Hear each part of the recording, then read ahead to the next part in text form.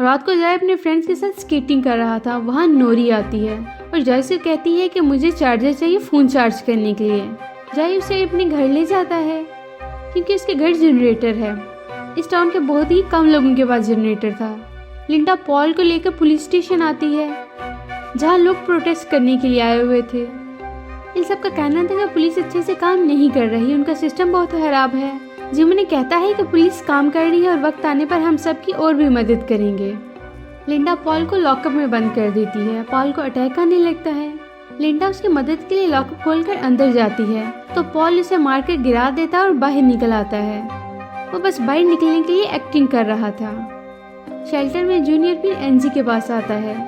NG plan बनाती है कि वो जूनियर के साथ अच्छे से बिहेव करके उसे अपने जाल में फंसाकर यहाँ से बाहर निकलेगी। वो जूनियर को बचपन की यादें ताज़ा करवाती है कि वो एक टनल में जाया करते थे। हो सकता है इस टनल पर डोम का असर ना हुआ हो और हम इससे बाहर निकल सकें। जूनियर उसकी बात को सुनता है लेकिन वो उसके प्यार के जाल में नहीं आता और अकेला ही वो टनल देखने जाता है। उधर जिम जब पुलिस स्टेशन आता है तो देखता है कि पॉल की जगह लिंडा जेल में बंद है और पॉल गायब है। वो देखते हैं कि पॉल एक राइफल और कुछ गोलियां भी साथ ले गया है। लिंडा अब उसके पीछे जाती है। वो जंगल की तरफ जाती है क्योंकि उसे पता था कि पॉल शिकार करने के लिए अक्सर जंगल की तरफ ही जाता था, तो अब भी वो इधर ही गया होगा। जिम पॉल को पकड़ने के लिए एक टीम भी बनाता है। रेस्टोरेंट में हम देखते हैं कि नोरा की मदर कैरोलिन फिक्रमंद है क्योंकि वो रात की गायब है। नोरी रात से जॉय के घर में थी। जिम लोगों से कहता है कि वो पॉल को पकड़ने में उनकी मदद करें। वो बारबी को अपनी टीम में शामिल होने का कहता है क्योंकि आग बुझाने के दौरान बारबी ने अच्छी लीडरशिप का मुजाहिरा किया था। वो लोग जंगल की तरफ चल पड़ते हैं। वहाँ बारबी अपनी खूबियाँ दिखाता है और कहता है कि वो मिलिट्री में भी रह चुका है। जूलिया घर की खिड़की से देखती है कि जूनियर कहीं जा रहा है। वो बाहर आकर इसे पूछती है तो वो कहता है कि मैं अपने दोस्त से मिलने जा रहा हूँ। इसके लहजे में परेशानी साफ जाहिर थी, जिससे जूलिया को उस पर शक हो जाता है कि वो कुछ सस्पिशियस कर रहा है क्योंकि वो जिम का बेटा भी है। उसका पीछा करते करते टनल तक आ जाती है।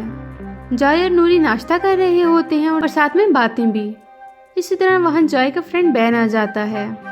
इसके साथ 2 लड़कियां भी थी। वो उनको फोन चार्ज करने के लिए यहाँ लाया था। वो इन्हें इम्प्रेस करना चाहता था। जॉय इजाजत दे देता है लेकिन वो बैन को कहता है कि जनरेटर इस डोम में इन हालात में एक बहुत ही अहम चीज है जिसका इस्तेमाल हमें सोच समझ कर करना चाहिए। हम इसे यूं ही वेस्ट नहीं कर सकते। जंगल में वो लोग पॉल को ढूंढ लेते हैं लेकिन वो फाइट करके एक लड़के की टांग जख्मी कर देता है तो दूसरा लड़का उसको देखने रुक जाता है। बारबी और जिम इसका पीछा करते हैं। जूनियर टनल के आखिरी हिस्से तक पहुंच जाता है। वो देखता है कि डोम ने इस हिस्से को भी कवर किया हुआ है और ये रास्ता भी बंद है।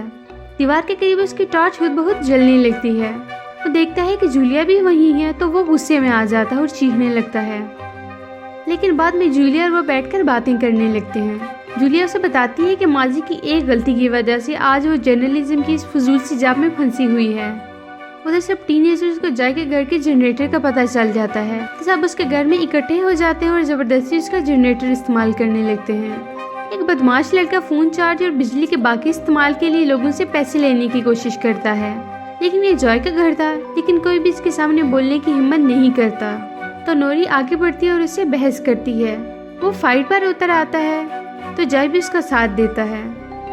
इससे पहले की बात और बढ़ती लाइट ही चली जाती है और जनरेटर काम करना छोड़ देता है, जिससे ये बात यहीं खत्म हो जाती है। नोरी खुश थी कि जॉय ने उसका साथ दिया। जंगल में बारबी और जिम पॉल को ढूंढ लेते हैं लेकिन पॉल के पास गन थी जिसे वो उन्हें निशाने पर ले लेता है। वो जिम को मारने वाला होता है लेकिन पीछे से लिंडा आकर उसे शूट कर देती है। जॉय के घर कैरोलिन आती है और नूरी को डांटती है कि उसने जिम्मेदारी नहीं दिखाई।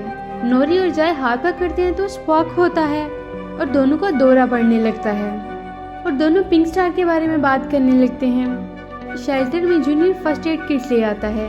एनजी इसकी मरहम पट्टी करने लगती है। वो जूनियर से बचकर सीजर अपने पास छुपा लेती है। जूलिया और बारबी अब घर वापस आते हैं। जूलिया को उस पर शक होने लगा था। जूलिया जूनियर को बताती है कि उसका हस्बैंड पैसे लेने घर गया था, इसके बाद से वो गायब है। जूनियर बताता है कि इस जगह उसने बारबी को भी देखा था। जब जूलिया वहां जाती है तो उसे पता चलता है कि जूनियर ने उसे जानबूझकर बारबी को उकसाया था कि वो उसे मार दे। जूलिया को पैसों की जरूरत थी। वो पीटर की इंश्योरेंस थी। अगर वो खुद को मारता तो उसे ना मिलते, लेकिन अगर कोई दूसरा मार देता तो इंश्योरेंस के पैसे जूलिया को मिल जाते। कुछ दिन बाद डोम से बाहर के लोग डोम के अंदर फंसे अपने प्यारों से मिलने आ जाते हैं। गवर्नमेंट ने उन्हें लास्ट टाइम मिलने की इजाज़त दी थी क्योंकि वो यहाँ एटम बम गिराने वाले थे। जब ये बात डोम के अंदर लोगों को पता चलती है तो सब बहुत परेशान हो जाते हैं। वो सब लोग अपने आखिरी दिन को प्रेयर्स और अपने प्यारों के साथ मिलकर गुजारते हैं। ये उनकी लाइफ का आखिरी दिन था, इसलिए सब उसे अपने तरीके से गुजारते हैं। अब वो वक्त करीब आ जाता है जब एटम बम डोम पर गिरने वाला होता है। जॉय और नूरी बाहर बैठे होते हैं। वो अपनी जिंदगी की आखिरी पल आपस में बातें करते हुए गुजारना चाहते थे। जब बम डोम को हिट करने वाला होता है तो दोनों किस करने लगते हैं। सबका ख्याल यही था कि बम के हिट करने के साथ ही डोम और शहर तबाह हो जाएगा, लेकिन ऐसा कुछ नहीं होता। डोम उनकी सोच से भी ज्यादा ताकतवर था।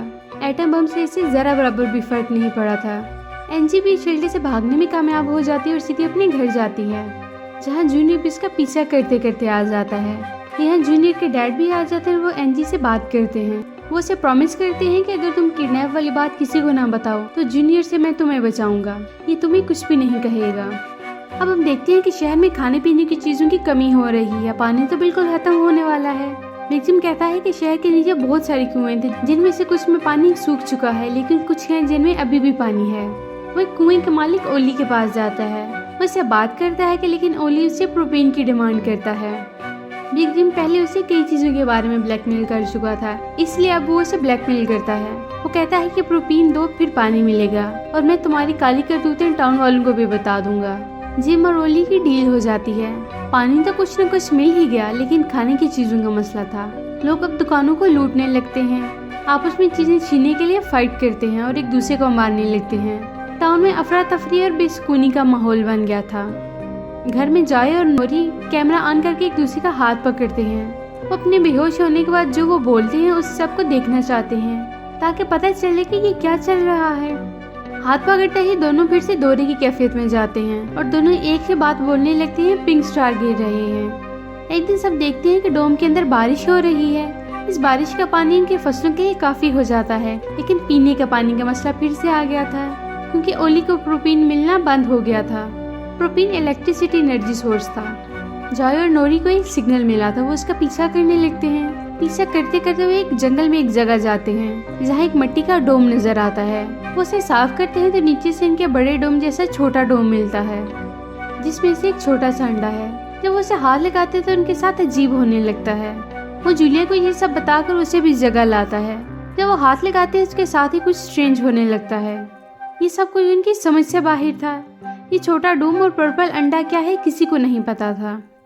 अब जिम चाहता है कि वो लड़कर ओली से कुआं ले ले, क्योंकि पानी की शॉर्टेज हो गई है, जबकि बारबी चाहता है कि लड़े बगैर ही काम किया जाए। जिम अपने आदमी लेकर निकल जाता है, जबकि बारबी अपने प्लेन पर टिका रहता है और बगैर लड़े पानी का मसला हल कर देता है। जूलिया बारबी को भी वहाँ लेकर जाती है, लेकिन इस बार वहाँ छोटा डोम नहीं था, तो बारबी को लगता है कि जूलिया को वहम हुआ है। उधर एनजी को भी दौरा पड़ने लगता है। वो भी पिंक स्टार वाली बात करती है। अब नोरी, जॉय, एनजी, जूलिया आपस में बात करते हैं कि हमारे साथ सेम हुआ, दौरा पड़ा और पिंक स्टार वाली बात मुंह से खुद ब खुद निकली। ये स्ट्रेंज है और हमारे बीच कॉमन भी। शायद हम तीनों के दोनों का डोम से कुछ ताल्लुक है। वो उस छोटे डोम और अंडे को ढूंढने निकलते हैं, लेकिन वो उन्हें नहीं मिल रहा था। जब वो घर आते हैं तो देखते हैं कि अंडा और छोटा डोम तो जॉय के घर है। वो चारों अभी इसके पास बैठे थे। उन तीनों को लगता है कि शायद इसका इनसे कोई ताल्लुक है, तो वो तीन फिर से डोम पर हाथ रखते हैं, लेकिन कुछ भी नहीं होता। सुबह वो देखते हैं कि अंडे में कुछ हलचल है। अब वो फिर से इस पर हाथ रखने लगते हैं, लेकिन यहाँ 3 नहीं 4 हाथों के निशान थे। वो सोचते हैं कि चौथा हाथ किसका हो सकता है। एनजी का ख्याल था कि ये जूनियर का हो सकता है, क्योंकि हमने देखा था उसकी मोम ने अपनी पेंटिंग में ये पहले ही बता दिया था कि ऐसा होगा। वो जो पेंटिंग बनाती थी सच हो जाती थी। तो वो जूनियर को ढूंढने लगते हैं। एनजी जॉय को बताती है कि उसने मुझे किडनैप किया और टॉर्चर किया, तो जॉय गुस्से में आ जाता है और उसे मारना चाहता है, लेकिन एनजी उसे समझाकर रोक लेती है कि इस छोटे डॉम के लिए चौथा हाथ जूनियर का ही है और हमें उसकी जरूरत है। हो सकता है कि हम ऐसे बच जाएं। अगर जूनियर को तुमने मार दिया तो हम यहीं फंसे रहेंगे। वो जूनियर को लेकर आते हैं। जब चारों अपना हाथ उस डोम पर रखते हैं तो लाइट निकलती है और स्टार्स भी, और साथ ही वहाँ एक तितली नजर आती है। उनको लगता है कि ये तितली शायद इस डोम का मालिक है और वही है जो इस डोम को यहाँ से हटा सकता है। एनजी कहती है कि मुझे लगता है कि जूलिया पर डोम को भरोसा है और वही इसकी तितली है।